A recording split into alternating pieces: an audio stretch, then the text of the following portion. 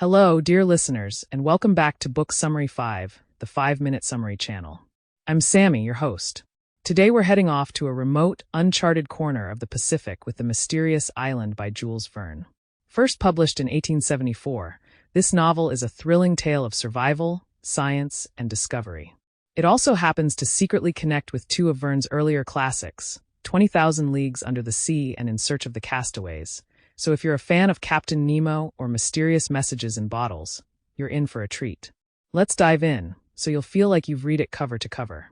The story begins during the American Civil War, with 5 prisoners of war, engineer Cyrus Smith, his loyal servant Nab, journalist Gideon Spilett, sailor Pencroff, and a clever young boy named Harbert, escaping a Confederate siege in Richmond by hijacking a hot air balloon. A literal storm blows them far from home, and they crash land on a remote, unknown island in the South Pacific. It's completely isolated, wild, and full of secrets. From the very beginning, the group sets out to survive using their ingenuity and teamwork. Cyrus Smith, the group's scientific leader, is the mind behind most of their progress.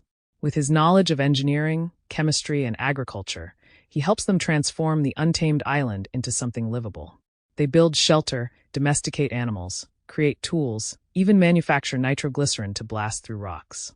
It's like Robinson Crusoe meets Mythbusters, as science becomes their most powerful weapon. But there's more to this island than just trees and cliffs.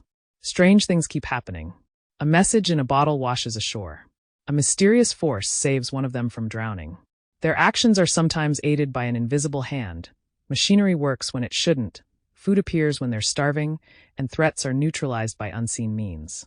It's as if someone or something is watching over them. One of the central mysteries builds around this invisible protector. The island seems alive with intelligence, with just enough hints to keep both the characters and the reader guessing.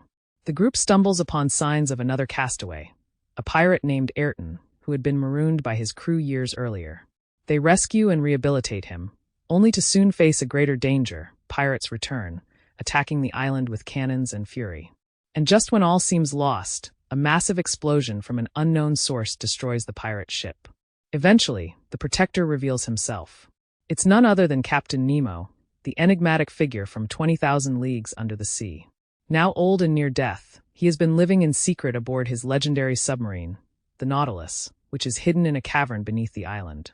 He's the one who's been helping them all along, using his remaining strength and resources to quietly protect these castaways. His time is nearly up, though. Nemo dies shortly after revealing himself, asking to be remembered not just as a feared sea rebel, but as a man who once believed in justice. But even after Nemo's death, the story isn't over. The island itself, as it turns out, is volcanic and unstable. Over time, tremors increase.